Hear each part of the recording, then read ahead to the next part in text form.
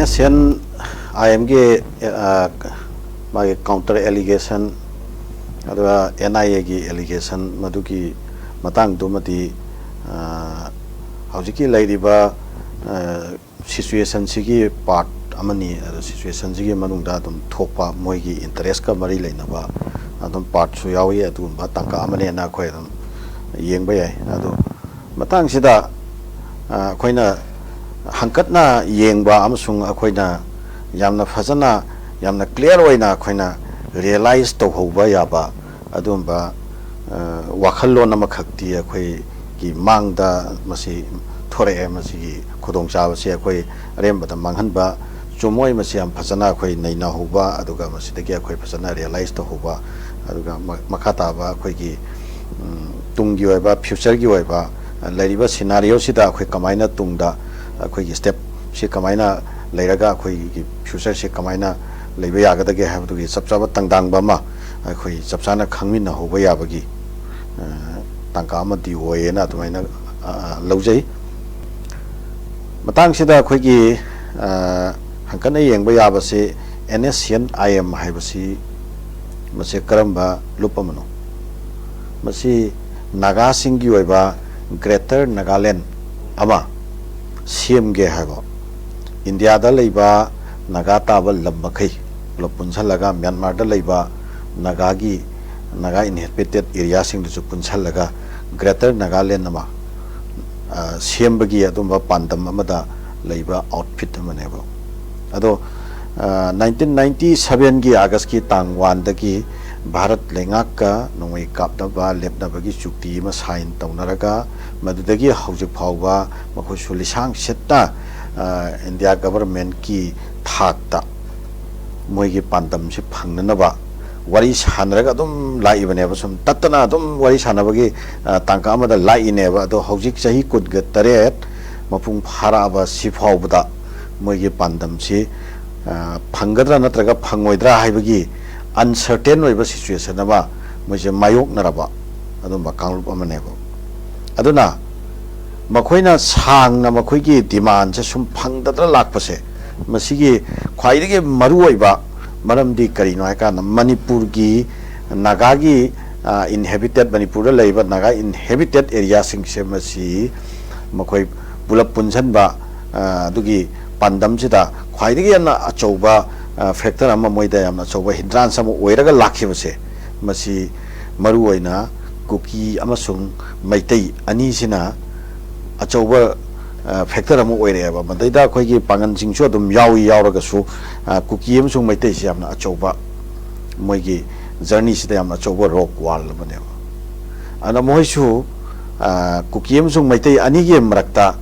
हौजिकी Laiba situation से मसिदा नाक हक्थेंगना नत्रगना नाकोइनना मखोइदा मोइगी interest तक खितंग काननिंगाय ओइबा खोंथांग अमनी गायना खनबा अदुंबा तांका अमा लेरमगद्रा नत्रगा लेरमोइद्रा मदुगी पोरमा आखोइ क्वेश्चन मार्क कोइना मसिबसु आखोइना थंबा यायना खली अनिसुबदा भारत की ओइबा इंडिया की ओइबा माइकैदगी हाजबा तारगति म्यांमार दा मखोइगी लैरिबा इंटरेस्ट से जियो पॉलिटिकल की ओइबा इंटरेस्ट से मसी अखोई एक्ट ईस्ट पॉलिसी की मनुंग चले को इंडिया गवर्नमेंट की ओइबा एक्ट ईस्ट पॉलिसी की मनुंग चले मसी के मनुंग दा मखोइना म्यांमार सी सिविल वार अमा मायोक नरकपा सिविल वार सी के मनुंग दा तोंगान तोंगान बा अखोइगी कारेन के हायरो सान के हायरो नत्रगा सगांग के हायरो कुकी सिन स्टेट की हायरो हाइरिबा सिंगसिगी फ्रेगमेंटेशंस में आमा तो थोकना तोरगा म्यांमार से मचेत ताना काइहन खिबसे मसिजु भारत की अपाम्बा भारत की एक्ट ईस्ट पॉलिसी के मनुंग चनबा अपाम्बा ओइरमगद्रा नत्रगा ओइरमोइद्रा ओइरमगनी हाइबगी थाजबदी अखोइ चपसाना लै सिगी तांकक्सिमा द सिगी मनुंगदा भारतना अखोइ नॉर्थ ईस्ट थोइबा ममन तांगबा दुगुम्बा पोट म्याम खक पुथोक पुसिन के ट्रांसपोर्टेशन दा चिकन नेक से इनसेक्योर ओइरकवा मरमना मखोइ अनौबा ट्रांसपोर्टेशन की ꯔꯨꯠ ꯑꯃꯈꯛ ꯃꯈꯣꯏꯅ ꯄꯨꯊꯣꯛꯅꯕꯒꯤꯗꯃꯛꯇ ꯀꯂꯥꯗꯥꯟ ꯄ꯭ꯔꯣꯖꯦꯛꯁꯤ ꯁꯦꯝꯒꯠꯄ 2005ꯗꯒꯤ ꯍꯧꯈꯤ ꯃꯁꯤꯒꯤ ꯀꯂꯥꯗꯥꯟ ꯄ꯭ꯔꯣꯖꯦꯛꯁꯤꯃꯛ ꯃ꯭ꯌꯥꯟꯃꯥꯔꯗꯒꯤ ꯀꯩꯅꯣꯗꯒꯤ ꯃꯤꯖꯣꯔꯥꯝꯗꯒꯤ ꯑꯩꯈꯣꯏꯒꯤ ꯄꯣꯠꯁꯤꯡꯁꯤ ꯁꯨꯝ ꯄꯨꯔꯒ ꯆꯠꯂꯒ ꯔꯤꯚꯔ ꯀꯂꯥꯗꯥꯟ ꯍꯥꯏꯔꯤꯕ ꯔꯤꯚꯔꯁꯦ ꯁꯨꯝ ꯄꯨꯔ ꯆꯠꯂꯒ ꯁꯤꯗꯨꯏ ꯇꯥꯕꯒꯤ ꯋꯥꯅꯤ ꯁꯤꯗꯨꯏꯗꯒꯤ ꯑꯃꯨꯛ ꯁꯤ ꯔꯨꯠꯇ ꯕꯦ ꯑꯣꯐ ꯕꯦꯡꯒꯣꯜ ꯐꯥꯎꯔꯒ ꯀꯜꯀꯇꯥ ꯇꯥꯈꯤꯕꯒꯤ ꯋꯥꯔꯤꯅꯤ ꯑꯗꯨꯅ ꯁꯤꯗꯩꯁꯤꯗ ꯀꯨꯀꯤ ꯆꯤꯟ ꯁ꯭ꯇꯦꯠꯁꯦ ꯃꯁꯤ ꯇꯉꯥꯏ ꯐꯗꯅ ꯐꯥꯎꯔꯒ ꯆꯠꯇꯕ ꯌꯥꯗꯕ ꯑꯣꯏꯔꯛꯄ ꯑꯗꯨꯅ ꯀꯨꯀꯤ ꯆꯤꯟ ꯁ꯭ꯇꯦꯠꯇ ꯂꯩꯔꯤꯕ ꯑꯗꯨꯝꯕ ꯑꯦꯛꯇꯔꯁꯤꯡꯁꯦ ꯅꯟ ꯁ꯭ꯇꯦꯠ ꯑꯦꯛꯇꯔ ꯑꯣꯏꯔꯣ ꯁ꯭ꯇꯦꯠ ꯑꯦꯛꯇꯔ ꯑꯣꯏꯔꯣ ꯂꯩꯔꯤꯕꯁꯤꯡꯁꯦ ꯃꯁꯤ ꯚꯥꯔꯠ ꯂꯩꯉꯥꯛꯀꯤ ꯗꯣꯃꯤꯅꯦꯟꯁꯤ ꯃꯈꯥꯗ ꯃꯈꯣꯏꯒꯤ ꯏꯟꯇꯔꯦꯁ ꯍꯥꯞ ꯇꯧꯍꯜꯂꯒ ꯂꯩꯕ ꯑꯗꯨꯝꯕ ꯀꯥꯡꯂꯨꯞ ꯑꯃ ꯑꯣꯏꯍꯟꯗꯕ ꯌꯥꯗꯕꯒꯤ ꯇꯥꯡꯀꯛ ꯂꯥꯛꯄ ꯅꯥꯀꯜ ꯑꯃꯔꯣꯝꯗ ꯆꯥꯏꯅꯥꯒꯤꯁꯨ ꯏꯟꯗꯤꯌꯥꯒꯤ ꯑꯦꯒꯦꯟꯁ ꯄꯣꯂꯤꯁꯤ ꯂꯩꯔꯤꯕ ꯁꯨꯃꯥꯏꯅ ꯃꯣꯏꯒꯤꯁꯨ ꯒ꯭ꯂꯣꯕꯦꯜ ꯄꯣꯂꯤꯁꯤ ꯑꯅ ꯂꯩꯌꯦꯕꯀꯣ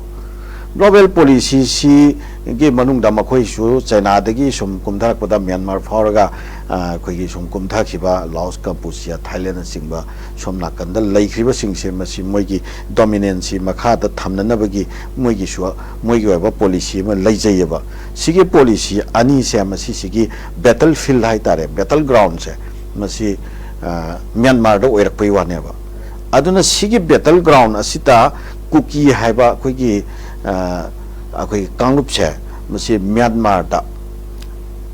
ꯃꯣꯏꯒꯤ ꯄꯣꯄꯨꯂꯦꯁꯟꯁꯦ ꯃꯁꯤ ꯑꯩꯈꯣꯏ ꯑꯦꯄ꯭ꯔꯣꯛꯁꯤꯃꯦꯠꯂꯤ 50 ꯂꯥꯈꯁꯀꯤ ꯃꯊꯛꯇ ꯃꯈꯣꯏꯒꯤ ꯑꯣꯏꯔꯝꯕ ꯌꯥꯏ ꯍꯥꯏꯅ ꯊꯥꯖꯕ ꯃꯣꯏꯒꯤ ꯄꯣꯄꯨꯂꯦꯁꯟꯁꯦ ꯂꯩꯕ ꯑꯗꯨꯅ ꯃꯣꯏꯁꯤ ꯇꯉꯥꯏ ꯐꯗꯅ ꯚꯥꯔꯠꯅ ꯃꯈꯣꯏꯒꯤ ꯇꯉꯥꯏ ꯐꯗꯕ ꯈꯔ ꯂꯩꯔꯛꯄꯗꯒꯤ ꯃꯗꯨꯒꯤ ꯑꯣꯏꯕ ꯏꯟꯇꯔꯦꯁꯇ ꯃꯅꯤꯄꯨꯔꯗ ꯀꯥꯡꯂꯨꯞꯀꯤ ꯑꯣꯏꯕ ꯀꯟꯐ꯭ꯂꯤꯛ ꯑꯃ ꯇꯉꯥꯏ ꯐꯗꯅ ꯑꯥꯔꯇꯤꯀꯨꯂꯦꯠ ꯇꯧꯗꯕ ꯌꯥꯗꯕꯒꯤ ꯀꯝꯄꯦꯜ ꯁꯤꯆꯨꯋꯦꯁꯟꯗꯣ ꯚꯥꯔꯠꯀꯤ ꯑꯦꯛꯁꯇꯔꯅꯦꯜ ꯄꯣꯂꯤꯁꯤꯗ ꯂꯩꯔꯛꯈꯤꯕ ꯖꯥꯠꯂꯥ ꯃꯁꯤ ꯌꯥꯝ ꯐꯖꯅ ꯑꯩꯈꯣꯏꯒꯤ ꯑꯦꯀꯥꯗꯃꯤꯁꯤꯌꯟꯁꯤꯡꯅ ꯑꯩꯈꯣꯏꯒꯤ ꯄꯣꯂꯤꯇꯤꯀꯦꯜ ꯑꯦꯅꯥꯂꯤꯁꯁꯤꯡꯅ ꯑꯩꯈꯣꯏꯒꯤ ꯊꯤꯡ ꯇꯦꯡ ꯀꯥꯡꯕꯨꯅ ꯑꯩꯈꯣꯏꯒꯤ ꯂꯩꯔꯤꯕ ꯇꯣꯉꯥꯟ ꯇꯣꯉꯥꯟꯕ ꯂꯦꯚꯦꯜꯗ ꯂꯩꯔꯤꯕ ꯂꯤꯗꯔꯁꯤꯡꯅ ꯃꯁꯤ ꯀꯣꯛ ꯆꯨꯝꯁꯟꯅꯔꯒ ꯋꯥꯈꯜ ꯈꯟꯊꯕ ꯆꯨꯝꯒꯅꯦꯕ ꯃꯗꯨꯅ ꯃꯔꯝ ꯑꯣꯏꯔꯀꯥꯟꯗ ꯑꯩꯈꯣꯏꯒꯤ ꯀꯨꯀꯤ ꯀꯥꯡꯂꯨꯞꯅ ꯃꯩꯇꯩ ꯀꯥꯡꯂꯨꯞꯇ ꯋꯥꯔꯧꯅꯅꯕꯒꯤ ꯃꯩꯇꯩ ꯀꯥꯡꯂꯨꯞꯇ ꯁꯥꯎꯅꯅꯕꯒꯤ ꯑꯗꯨꯒ ꯃꯩꯇꯩ ꯀꯥꯡꯂꯨꯞꯅ ꯀꯨꯀꯤꯗ ꯁꯥꯎꯅꯤꯡꯅꯅꯕꯒꯤ ꯄ꯭ꯔꯣꯚꯣꯀꯦꯇꯤꯞ ꯑꯣꯏꯕ ꯇꯣꯉꯥꯟ ꯇꯣꯉꯥꯟꯕ ꯃꯆꯤꯟ ꯑꯅꯤ ꯂꯣꯡꯕ ꯄꯣꯂꯤꯁꯤ ꯃꯌꯥꯝ ꯑꯃꯈꯛ ꯃꯁꯛ ꯂꯣꯠꯄ ꯃꯐꯝꯗꯒꯤ ꯕꯇꯝ ꯅꯝꯃꯒ ꯆꯠꯊꯔꯛꯈꯤꯕ ꯂꯩꯕ ꯖꯥꯠꯂꯥ ꯃꯗꯨꯒꯤ ꯍꯛꯊꯦꯡꯅꯕ ꯑꯃꯁꯨꯡ ꯅꯥꯀꯣꯏꯅꯕ ꯔꯤꯖꯜꯠꯁꯤꯡ ꯑꯗꯨꯅ ꯉꯁꯤꯒꯤ ꯁꯤꯒꯨꯝꯕ ꯀꯟꯐ꯭ꯂꯤꯛ ꯁꯤꯆꯨꯋꯦꯁꯟꯁꯦ ꯌꯧꯍꯜꯂꯛꯏꯕ꯭ꯔꯥ ꯃꯁꯤ ꯌꯥꯝꯅ ꯐꯖꯅ ꯑꯩꯈꯣꯏ ꯋꯥꯈꯜ ꯈꯟꯗꯅꯤꯡꯉꯥꯏ ꯑꯣꯏꯕ ꯇꯥꯡꯀꯛꯇꯨ ꯂꯩꯌꯦꯕ ꯑꯗꯨ ꯑꯣꯏꯕ ꯇꯥꯔꯒꯗꯤ ꯉꯁꯤ ꯑꯩꯈꯣꯏꯅ ꯂꯩꯔꯤꯕ ꯑꯩꯈꯣꯏꯒꯤ ꯃꯅꯤꯄꯨꯔꯗ ꯂꯩꯔꯤꯕ ꯀꯨꯀꯤ ꯑꯃꯁꯨꯡ ꯃꯩꯇꯩꯒꯤ ꯀꯟꯐ꯭ꯂꯤꯛꯁꯦ ꯃꯁꯤ ꯚꯥꯔꯠꯀꯤ ꯂꯨꯆꯤꯡꯕꯁꯤꯡꯒꯤ ꯚꯥꯔꯠꯀꯤ ꯏꯟꯗꯤꯌꯥꯒꯤ ꯂꯨꯆꯤꯡꯕꯁꯤꯡꯒꯤ ꯑꯦꯛꯁꯇꯔꯅꯦꯜ ꯄꯣꯂꯤꯁꯤꯒꯤ ꯑꯗꯨꯒꯨꯝꯕ ꯑꯩꯈꯣꯏꯁꯤ ꯀꯩꯅꯣꯔꯥ ꯃꯗꯨꯒꯤ ꯀꯔꯤ ꯍꯥꯏꯕ ꯇꯥꯔꯦ ꯀꯣꯂꯥꯇꯣꯔꯦꯜ ꯑꯩꯈꯣꯏꯒꯤ ꯗꯦꯃꯦꯖꯗꯣ ꯃꯗꯨ ꯑꯩꯈꯣꯏꯗ ꯑꯣꯏꯔꯤꯕ ꯃꯗꯨꯒꯤ ꯀꯣꯍꯦꯁꯤꯚ ꯀꯩꯅꯣꯗꯣ ꯑꯩꯈꯣꯏꯒꯤ ꯑꯦꯠꯃꯣꯁꯐꯤꯌꯔꯗꯣ ꯃꯗꯨ ꯑꯩꯈꯣꯏꯒꯤ ꯁꯤꯗꯩꯁꯤꯗ ꯊꯦꯡꯅꯔꯤꯔꯥ ꯍꯥꯏꯕ ꯄꯣꯠꯁꯤꯅꯦꯕ ꯁꯤꯒꯤ ꯇꯥꯡꯀꯛꯁꯤ ꯂꯥꯛꯄ ꯃꯇꯝꯗ ꯏꯟꯗꯤꯌꯥꯅ ꯃ꯭ꯌꯥꯟꯃꯥꯔꯗ ꯌꯦꯡꯕ ꯃꯈꯣꯏꯒꯤ ꯖꯤꯑꯣꯄꯣꯂꯤꯇꯤꯀꯦꯜꯒꯤ ꯑꯗꯨꯒꯨꯝꯕ ꯏꯟꯇꯔꯦꯁ ꯑꯗꯨꯒ ꯂꯣꯏꯅꯅ ꯑꯩꯈꯣꯏ ꯋꯥꯟ ꯁ꯭ꯇꯣꯟ ꯀꯤꯜꯁ ꯇꯨ ꯕꯥꯔꯗꯁ ꯍꯥꯏꯅ ꯑꯩꯈꯣꯏꯒꯤ ꯅꯣꯔꯠ ꯏꯁꯇ ꯍꯧꯔꯤꯕ ꯂꯥꯜꯍꯧꯕꯁꯤꯡꯁꯦ ꯃꯁꯤ ꯋꯥꯟꯁ ꯐꯣꯔ ꯑꯣꯜ ꯑꯦꯛꯁꯇꯤꯡꯒ꯭ꯋꯤꯁ ꯇꯧꯕꯒꯤ ꯄꯥꯟꯗꯝ ꯑꯃ ꯚꯥꯔꯠꯇ ꯂꯩꯌꯦꯅ ꯑꯩꯈꯣꯏꯅ ꯈꯪꯉꯦꯕ ꯃꯗꯨꯒꯤ ꯃꯌꯦꯛ ꯂꯥꯔꯕ ꯈꯨꯗꯝꯗꯤ 2024ꯗ ꯑꯩꯈꯣꯏꯒꯤ ꯅꯣꯔꯠ ꯏꯁꯀꯤ ꯂꯥꯜꯍꯧꯕꯁꯤꯡꯁꯦ ꯑꯃꯠꯇ ꯂꯩꯍꯜꯂꯣꯏ ꯍꯥꯏꯕꯅꯆꯤꯡꯕ ꯁ꯭ꯇꯦꯠꯃꯦꯟ ꯐꯣꯡꯗꯣꯛꯈꯤꯕꯒꯤ ꯋꯥ ꯑꯃ ꯂꯩꯔꯦꯗꯅ ꯃꯗꯨ ꯑꯣꯏꯇꯥꯔꯒꯗꯤ ꯃꯅꯤꯄꯨꯔꯗ ꯂꯩꯔꯤꯕ ꯏꯟꯁꯔꯖꯦꯟꯁꯤꯒꯤ ꯏꯁꯨꯁꯦ ꯃꯁꯤ ꯅꯥꯀꯜ ꯑꯃꯔꯣꯝꯗ ꯀꯨꯀꯤꯒꯤ ꯂꯩꯔꯤꯕ ꯏꯟꯁꯔꯖꯦꯟꯁꯤꯒꯤ ꯏꯁꯨꯗꯨꯗꯤ ꯑꯩꯈꯣꯏ ꯁꯨꯒꯤ ꯑꯝꯕ꯭ꯔꯦꯂꯥ ꯒ꯭ꯔꯨꯞ ꯑꯅꯤ ꯊꯣꯔꯛꯇꯅ ꯃꯦꯛꯁꯤꯃꯝ ꯍꯥꯏꯕ ꯇꯥꯔꯦꯅꯦꯀꯣ ꯑꯗꯨ ꯁꯨ ꯆꯠꯊꯔꯒ ꯏꯟꯗꯤꯌꯥꯒꯤ ꯐ꯭ꯂꯦꯛ ꯄꯥꯏꯔꯒ ꯂꯩꯔꯦꯗꯅ ꯃꯣꯏꯗꯤꯀꯣ ꯑꯗꯨ ꯅꯥꯀꯜ ꯑꯃꯔꯣꯝꯗ ꯑꯩꯈꯣꯏꯒꯤ NSNꯒꯤ ꯀꯩꯅꯣ ꯃꯔꯨꯑꯣꯏꯕ NSN IMꯒꯤ ꯀꯥꯡꯂꯨꯞꯁꯨ 1997ꯗꯒꯤ ꯍꯧꯖꯤꯛ ꯐꯥꯎꯕ ꯏꯟꯗꯤꯌꯥꯒ ꯄꯤꯁꯇꯣꯛꯀꯤ ꯇꯦꯕꯜꯗ ꯂꯩꯔꯦꯗꯅꯀꯣ ꯑꯗꯨꯝ ꯇꯣꯛꯇ ꯂꯥꯛꯇ꯭ꯔꯤꯕ ꯐꯖꯅ ꯋꯥꯔꯤ ꯁꯥꯕ ꯌꯥꯗ꯭ꯔꯤꯕ ꯁꯣꯚꯔꯦꯟꯇꯤꯒꯤ ꯏꯁꯨꯗ ꯁ꯭ꯇꯤꯛ ꯇꯧꯗꯨꯅ ꯂꯩꯔꯤꯕ ꯑꯗꯨꯒ ꯑꯩꯈꯣꯏꯒꯤ ꯏꯟꯗꯤꯌꯥꯒꯤ ꯅꯨꯡꯄꯥꯟ ꯈꯥꯏꯕ ꯑꯗꯨꯒꯨꯝꯕ पॉलिसी से फजना रियलाइज तौरगा वारी सानबगी थोंदा इंडिया की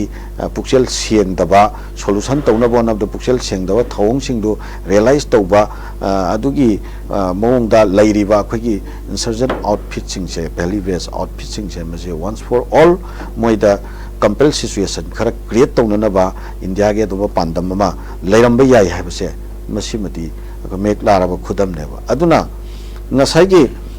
lalhauba haibasimактabo yafaba akoina khangi moigi external condition laigani internal condition laigani logistic support laigani topographical condition laigani sigi lairiba mayam se masi sina makoi se survive tobuneba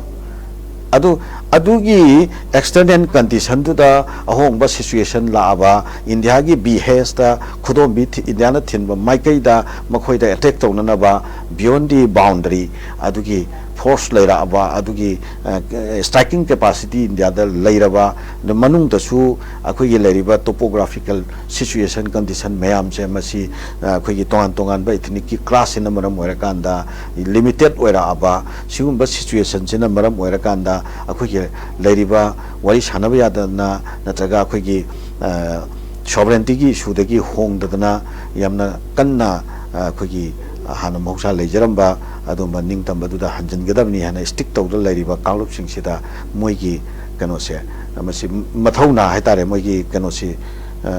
khara sondha lakna ba moigi mapangan se khara sondha nanna ba aduga wari sanabagi thongda lakna ba natraga na makoi dum hingbang ngamdana na ba adugi tongan ba policy meyamama haujiki lairiba conflict sigi manungda yaubra haibse akoi hanatagi yengaga lakchaba nainraga lakpa potni siga mari leinai haujik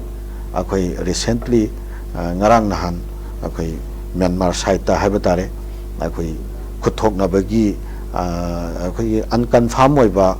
unofficial oiba power dum mayam social media da kari da khara dum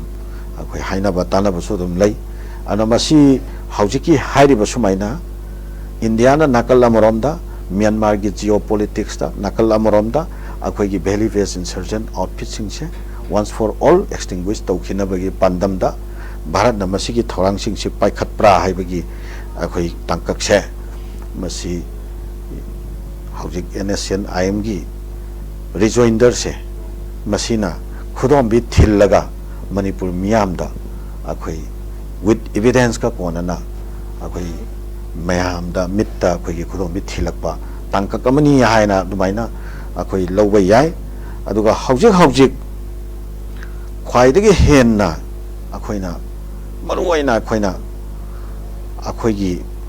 issue सिंग से मसी यामना फजने address तौबदा खन्नन नैनबदा लैरिबदी Bharat की अदुगुम्बा मसक लोटपा नत्रगना मिदना उबंग नमदबा मचिन अनि लोंगबा policy program singa se masi tongan ba agent meyam amana tongan ba sentiment ta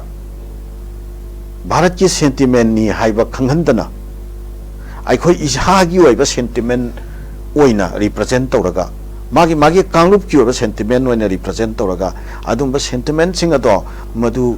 amuk thengaina nabagi adum ba tongan masak tot pe agent singna work tawribra natraga karamba mongda akhoi gi sira operate tawriba ge habse masi lamnam sigi lairiba khare hena miyeng sanna ubangamba mioi singna aduga daita leiba adumba non state actor gi wero natraga state gi wero lairiba leader sing sina akhoi fasana masi wakhalon gi waiba akhoi gi miyeng gi waiba akhoi gi kari haiba tare akhoi gi punjan ba amusung subjan ba aduga tung koina bharat na silai ba thabak thorang sing sidagi akhoi gi manipur se kalhongna na bagi sabsawa adumba future gi road map ma akhoi yamna thuna yat haudragati bharat ki aduma thorang sing sigi victim oiraga aduma akhoi satkhagani adu chakhiba matam da bharat ki oina di alteration of the state boundary bifurcation of the state boundary aduga amalgamation of the state boundary karim ta problem laite bharat ki territory ni anu mangja ga dori se akhoi gi manungda sigi mayam se fragmentation oina me ꯇꯥꯍꯧꯒꯗ꯭ꯔꯥ ꯔꯤꯖꯜꯇꯨ ꯍꯥꯏꯕꯁꯦ ꯃꯁꯤ ꯑꯩꯈꯣꯏ ꯈꯟꯗꯕ ꯌꯥꯗꯕ ꯇꯥꯡꯀꯛ ꯂꯥꯛꯑꯦ ꯍꯥꯏꯅ ꯑꯗꯨꯃꯥꯏꯅ ꯊꯝꯖꯒꯦ ꯊꯥꯒꯠꯆꯔꯤ ꯑꯣꯖꯥ ꯖꯂꯥꯟ ꯌꯥꯝ ꯐꯖꯕ ꯄꯣꯏꯟ ꯍꯥꯏꯕꯤꯈ꯭ꯔꯦ ꯑꯩ ꯗꯥꯏꯂꯣꯒꯀꯤ ꯃꯈꯥ ꯆꯠꯊꯔꯛꯄꯗ ꯑꯣꯖꯥ ꯖꯂꯥꯟꯗ ꯑꯃꯨꯛ ꯂꯥꯛꯆꯒꯦ ꯑꯣꯖꯥ ꯑꯩꯈꯣꯏꯒꯤ ꯍꯧꯖꯤꯛꯀꯤ ꯂꯩꯔꯤꯕ ꯀꯝꯄ꯭ꯂꯦꯛꯁ ꯏꯁꯨ ꯍꯥꯏꯇꯥꯔꯦ ꯇꯨ ꯑꯦꯗ꯭ꯔꯦꯁ ꯗꯤ ꯏꯁꯨ ꯍꯧꯖꯤꯛ ꯏꯟꯚꯣꯜቭ ꯇꯧꯔꯤꯕ NIA ꯏꯟꯚꯣꯜቭ ꯇꯧꯔꯤꯕ NSA-NIM ꯁꯨ ꯏꯟꯚꯣꯜቭ ꯇꯧꯔꯤꯕ ꯂꯣꯏꯅꯅ ꯍꯧꯖꯤꯛ ꯃꯅꯤꯄꯨꯔꯗ ꯍꯧꯖꯤꯛ ꯇꯪꯗꯨ ꯂꯩꯇꯥꯗꯕ ꯏꯊꯅꯤꯛ ꯚꯥꯏꯑꯣꯂꯦꯟꯁꯁꯤꯒꯤ ꯁꯨꯒꯤ ꯁꯣꯂꯨꯁꯟꯁꯨ ꯄꯨꯊꯣꯛꯇ꯭ꯔꯤꯉꯩ ꯃꯔꯛꯁꯤꯗ ꯑꯩꯈꯣꯏꯒꯤ ꯍꯧꯖꯤꯛ ꯑꯣꯏꯔꯤꯕ ꯐꯤꯕꯝꯁꯤꯅ ꯁꯦꯟꯇ꯭ꯔꯦꯜ ꯒꯚꯔꯟꯃꯦꯟꯠꯗꯒꯤ ꯀꯔꯤ ꯁ꯭ꯇꯦꯞ ꯍꯧꯖꯤꯛ ꯑꯣꯖꯥ ꯅꯕꯀꯤꯁꯟ ꯍꯥꯏꯕꯤꯔꯤꯀꯣ ꯅꯕꯀꯤꯁꯟꯅꯁꯨ ꯍꯥꯏꯕꯤꯔꯤ ꯑꯣꯖꯥ ꯅꯕꯀꯤꯁꯟ ꯍꯥꯏꯕꯤꯔꯤ ꯀꯔꯤ ꯁ꯭ꯇꯦꯞ ꯂꯧꯍꯟꯅꯤꯡꯉꯤ ꯃꯁꯤꯗꯩ ꯁ꯭ꯇꯦꯞꯁꯦ ꯂꯧꯍꯧꯗ꯭ꯔꯒꯗꯤ ꯃꯇꯥꯡ ꯆꯥꯅ ꯑꯩꯈꯣꯏ ꯃꯇꯥꯡ ꯆꯥꯅ ꯂꯧꯍꯧꯗ꯭ꯔꯒꯗꯤ ꯍꯦꯟꯅ ꯑꯦꯁꯀꯦꯂꯦꯁꯟ ꯇꯧꯔꯒꯗꯤ ꯌꯥꯝꯅ ꯐꯤꯕꯝ ꯇꯥꯗꯕ ꯑꯃꯗ ꯂꯥꯛꯄꯒꯤ ꯑꯩꯈꯣꯏ ꯍꯧꯖꯤꯛ ꯑꯩꯈꯣꯏꯅ ꯑꯗꯨꯝ ꯎꯕ ꯐꯪꯉꯤ ꯍꯥꯏꯇꯥꯔꯦ ꯁꯤ ꯃꯇꯥꯡꯁꯤꯗ ꯀꯃꯥꯏꯅ ꯇꯧꯔꯒꯗꯤ ꯊꯤꯡꯍꯧꯕ ꯌꯥꯒꯅꯤ ꯑꯣꯖꯥ ꯖꯂꯥꯟ ꯃꯁꯤ ꯁꯦꯟꯇ꯭ꯔꯦꯜ ꯒꯚꯔꯟꯃꯦꯟꯠꯇꯒꯤ ꯁ꯭ꯇꯦꯞ ꯂꯧꯍꯟꯅꯤꯡꯕ ꯃꯗꯨꯒꯤ ꯃꯇꯥꯡꯗꯨꯗ ꯍꯥꯏꯕ ꯇꯥꯔꯒꯗꯤ ꯑꯩꯈꯣꯏ ꯗꯤꯁꯀꯁꯟꯁꯦ ꯑꯩꯈꯣꯏꯒꯤ ꯑꯩꯈꯣꯏ within the purview of the legal aduga within the purview of the democratic space ko akoina khanna nainaba potnina akoi haiba yaba tangkak tu phaudi akoi adum hainaba yai adum akoina khangjaba khara su adum share tawjake phongdok jage ba India gi external interest ta tawkiba thabak khara gi manungda akoi gi Bangladesh ta Moksa East Pakistan hiding ai ta ko Mukti Bahini akoi Pakistan dagi Bangladesh ningkha tambagi movement se musi India na support tawki ko aduga hojik paleba akoi Sheikh Hasina gi magi apokpa mapa haiba tare akoi gi Sheikh Mujibur Rahman gi adumba team se masira support tawraga maduna Mukti Bahini movement tawrakanda Bangladesh si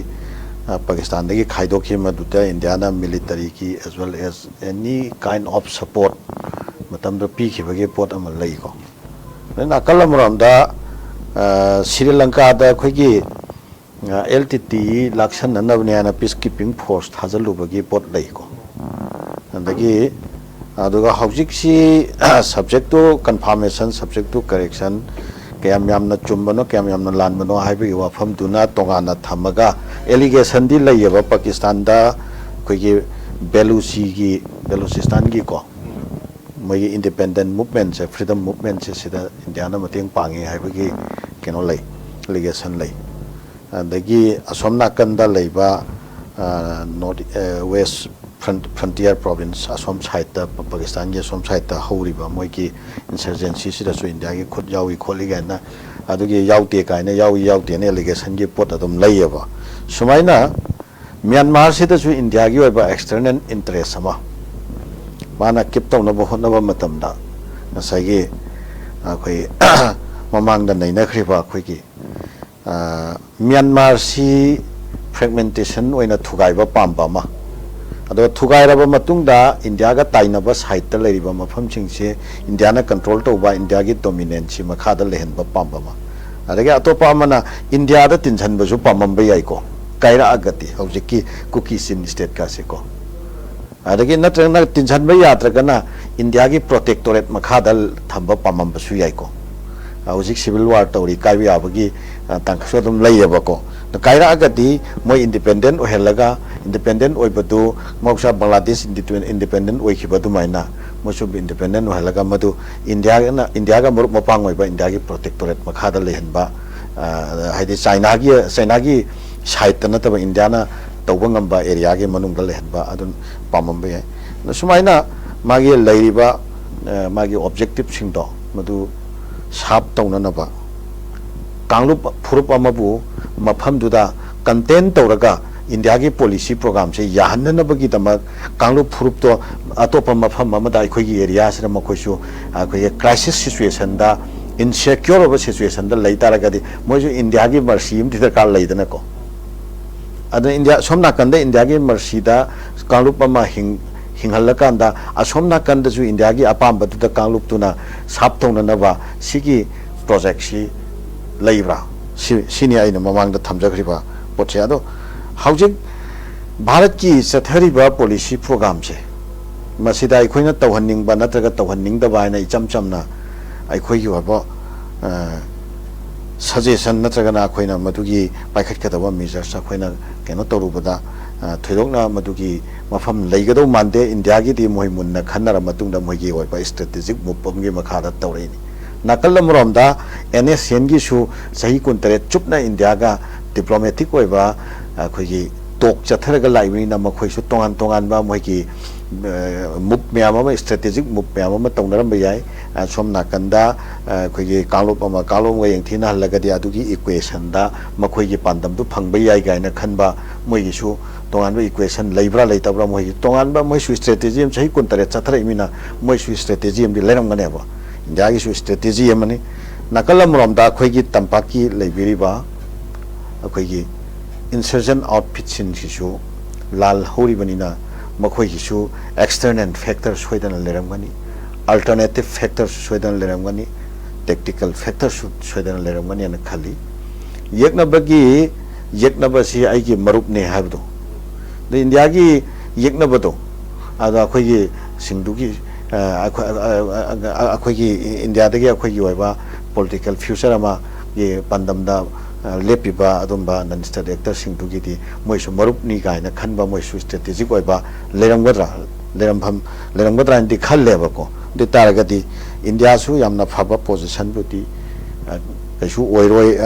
ओइदबा याबगी condition सु तुम लैबे याय मरमदि external factor दुना यामना कन्ना कनो तौरागदि north eastern लेरिबा तोंगान अखोइगी insurgent outfit सिंगसे मसी लिसांग सिदना India की पोटसिदा अखोइसे पांदम फंगदौ मानदे गायना मोइदा desperate ओइबगी pot अमा लाक्तना umbrella आमगी मखादगा चुमसनरागा मदुदा अखोइ China गुम्बा अचौबा एक्सटर्नल फैक्टर अमना चाउनागा तोंगसलागा लॉजिस्टिक की ओइबा नत्रगना अखोइगी मिलिटरी इक्विपमेंट की ओइबा नत्रगना तोंगान बा इंटरनेशनल डिप्लोमेसी की ओइबा मतेंग न चिंबगा पांगसिन खुचनरगा तौनरागति अखोइगिसी north east सिलेसिदा chicken neck Cobham खकना समजन्नबनिना को मदुगे तोंगानबा अल्टरनेटिव इनिशिएटिव लाकद्रा नत्रगा लाओइद्रा हाइबा दुमबन चिंबगी वखलोनसु अदुम लैनतबदि नते हबको अदुबो मणिपुर सिदा अखोइगी तोंगानबा लैरिबा कांगलुप फुरुप मयामसे मसी अखोइ कांगलुप फुरुप की इंटरेस्ट येंगथिना हनबगी पॉलिसी अमखक मतम सांगना भारत लेंगाकना मधु चथरकपा माले चथरे हाइना अखोइना खनबा याबगी तांकक अमखक हंदकी एनएसएनआईएम की एलिगेशन सिदगी अखोइना खंगबा ngambra मसिने आइना याम मरु ओइना मे अखोइगी इरेसा मयामदा पुनमक्ता आइना अपील तौजनिंगिबा आइना थमजनिंगिबा वखलोनसे अदोइ तारगति भारत लेंगाकी अदुगुम्बा अखोइ मसेन खनाहल्लगा मदुदा माने एडवांटेज लौगे हैना खनबा पॉलिसी से डिफीट तौगे है तारगति अखोइगे मरक्तकी आइगे कांगलुप नुंगसिबगी मिंगदा कांगलुप मसेन से तिन्नबा यातनबा खना चैनननबगी अदुगुम्बा थवक तौरिबा एलिमेंट सिंग से मसी अखोइ से खंगना नत्रगना खंगदना अखोइ कनागुम्बा खरगी नेता लांगदा अखोइ सि थुरब्रा हाइबसे अखोइ वाखन खनथमिनबगी रियलाइज तौबगी मतमदो नसीगी तांकक्सिदा यौरे हाइबा वाफम से थमजनिंगे लोइनाना अखोइगी ओइबा कलेक्टिव फ्यूचर अमखक की अदुम्बा विस्टम मदुना भारत की लेंगा की माइकैदगी अखोइगी लमदम सिदा जर लैमिनरिबा इचिलिनाव फुरुप मयाम से मिचत ताननबगी अदुम्बगी पॉलिसी प्रोग्राम अमा से ओइरे हाइना अखोइना ओइरक्पा यायना ओइराबनी ओइरक्पा याय नति ओइराबनेबको अजि सिदगी अखोइ फ्यूचर कंजहौननबा हाइरगदी मागी सिलैबा नुसित सिदगी टॉप टॉपा अखोइगी ओइबा अखोइ डेमोक्रेटिक ओइबा अदुगा आइना याबा डेमोक्रेटिक ओइबा तोंगान बा प्लेटफॉर्म मयाम खक्ता अखोइ से थेंनबा याबा अदुम्बा स्ट्रेटेजी खरा अखोइगी लमदम सिगी लैरिबा तोंगान बा कांगलुप फुरुप की खेनबा थीदना अक्रॉस द कम्युनिटी लाइन कोइ कोक चुंगसनरगा मदु वखन थीमिनबगी मतम ओइरे हना खाली नागा ओइसनो मेतै ओइसनो अदगी पांगन ओइसनो अदुगा लमदम सिदा लैरिबा कुकी सिलिनाव हाइरा कांदा माइ इलीगल माइग्रेंट लैबल लैतबगी क्वेश्चन से मसी अखोइगी अनत इलीगल माइग्रेंट लैबल लैतबगी क्वेश्चन से मसीदी अखोइगी NRC gumba natraga akhoi gi oiba chapchaba law amana regulate tongna ba law amana chapchana madu thijan humjan na ba gi oiba wafam amada akhoi waroi sen puraga maduda akhoi mayam punamakna cooperation pimin naraga lamdam se leiminari ba kanglu phuru mayam je tasan khomjan naraga akhoi gi common future amagi wak tongna ba sanction ba yabra madu yadaba taragana akhoi gi oiba alternative future kanino kamain toroga sanction gida ge habase lamdam chigi adumba future ki wakan khanmin na ba yaba adumba level da leiba adumba music gi thak ta masi wakan khanba yaba tangka amadi oire haba famse thamjage Pasti Oza jalan matam happy lady Oza jalan ya royo point mini amani happy ani conclusive remark point hajaba taraga dia khoi mass people ge adumba uprising aba khak central government ki mayokta akhoi lamdam sida leiriba conflict se matam sangna masi sum thambi bagi damakta akhoi bu bali gi hameng oina Myanmar policy gi chak thak pi na ba kanglu phurpa moina center na treat tori base masi akhoi khudam bi thangkalaga no more hana akhoi lawbai matam ore akhoi hogat pa matam ore center gi adumba policy program sing se masibu kangkhat pa pamba adumba akhoi leipak sida leiriba kangbu sing su akhoi ikai khomna appeal tawningi akhoi manipuri sing akhoi amuktang amatoina akhoi punchalaga one voice ta center gi against ta lamdam sida leiriba akhoi gi miam se Myanmar policy gi aduga akhoi gi leiriba akhoi gi insurgent outfit sing se masi yamna phajana ningthi jana antarjati gi oina yanaba antarjati gi oina accept toba adugumba norms ki makhada political dialogue phajana tawraga political waiba solution nama yamna healthy waiba solution nama purakada bani adu natadana nampu hapu da tawraga loisenaba honaba ama tawba masi akhoi yabanga moy habse akhoi phajana akhoi pangan leina akhoi yam phajana akhoi mating leina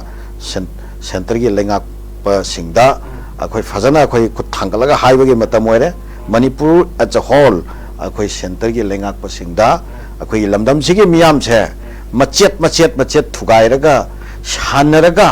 Myanmar policy da nangna kanaba long na honaba akhoi insurgent thupchan na ba honaba do akhoi realize dore masi lep kadabani akhoi gi miyam sigi anumba future gi adugumba chapchaba adumba step sing lokhoi kadamni step number 1 step number 2 step number 3 habasa akhoi people's convention phajana tawra matungda center gi lengak pasingda akhoi khudom bi thilaga haiba mata moire matugi maikaida akhoi gi leriba CSO sing political leaders sing aduga tongan ba senior citizen sing academician sing mayam che journalist sing leminari ba mayam che akhoi phajana koksum chanaraga thau tawa mata moire kayam kuina akhoi gi imai ben sing lambi de hip khigadori bano aduga akhoi gi leriba akhoi gi icha inau ichilinau mayam akhoi gi leipak se manghi gadore leipak kai gadore haidana chaba machet tuma machet thuaga honagriba mayam sing asina muk victim oibagi situation ama victim sembagi situation ama akhoi sum tapna mathi phong pagum bam tawre city yam lauk thiba situation ama mayok na kadore aduna akhoi mayam se phajana chumchan naraga center gi asigomba machin ani longba aduga mabuk sengdaba akhoi gi future gi khanbi daba suba policy sing ge mayokta akhoi phajana stand up toba akhoi lep khat pagi matam oire haba masi gi message sing stand up tauji aduga hairi ba yeng mayam dazu ngasi haiba numisidagi yeng daba oira